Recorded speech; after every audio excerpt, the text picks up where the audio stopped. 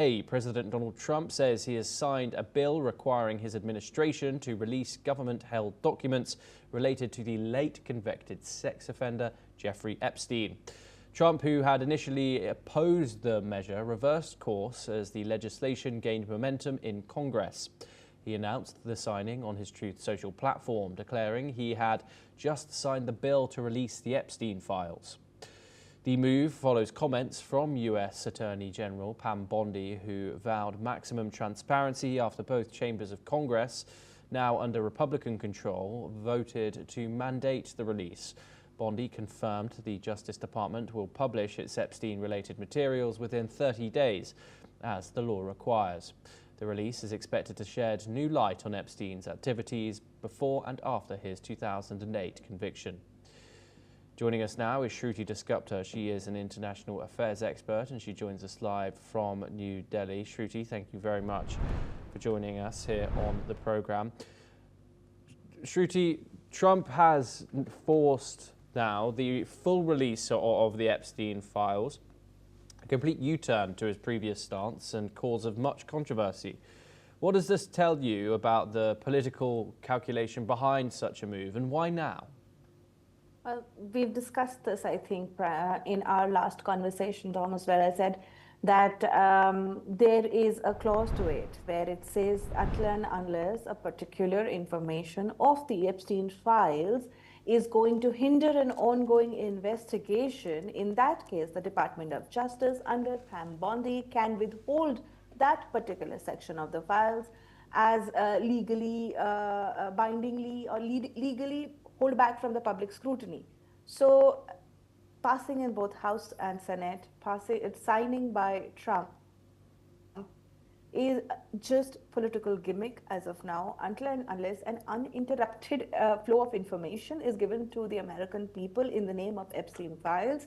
These clauses will continue to protect those that Trump wants to protect and will continue to help the administration hold political currency over people who are probably indicted in those files in a very unsavory light, but want to use their influence with Trump to keep it quiet. So there is a large gray zone in which people don't realize when the files are actually released in total, without a single redaction, without a single piece of the puzzle missing, is when I would truly believe that there was transparency and accountability behind the signing of this bill.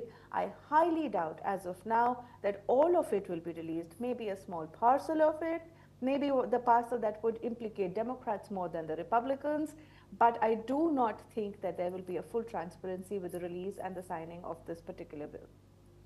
Yes, and of course, do you expect the effects to ripple beyond the US, especially, of course, in Europe, Asia, and the Middle East, where many high-profile names have appeared in the sphere of influence of Jeffrey Epstein?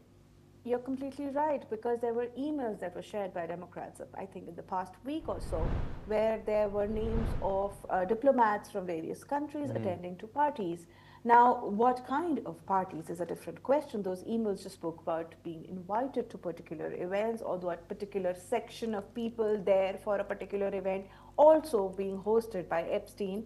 But there are different versions of Epstein's parties. Some of them are purely political, rubbing shoulders. And then there are those where the activities that are not completely on the gray line, on the right side of the moral equation. And then there are some that are completely illegal.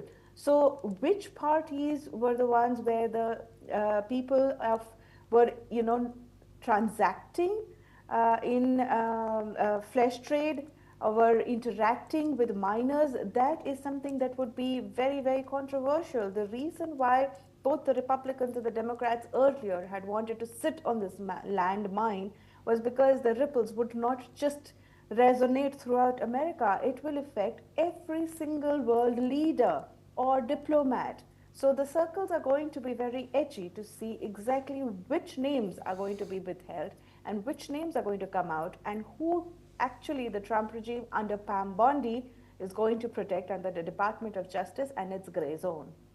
Do you think this is enough to politically benefit Donald Trump at this stage, whether he's mentioned in the files or not? Or do you think the damage has already been done, Shruti? See, he did take a little bit of hit. A lot of MAGA voters were unhappy that he championed the cause of full transparency, but backed out once he came into power. So that did impact it a little. Until and unless now the released files are completely unredacted, those people will continue to suspect Trump of some tomfoolery and some hot stepping around the actual issue where his names are involved. So whether the redacted portions are actually implicating Trump or a leader that he wants to protect, or his own political currency in terms of social blackmail or political blackmail, any of the redacted portions is going to look like as if Trump was part of that particular party or Trump was part of that particular thing that we are unable to see. So he has taken his reputation within his MAGA voter bank has taken a hit in terms of transparency with this issue. Now, with the signing, he's trying to regain it.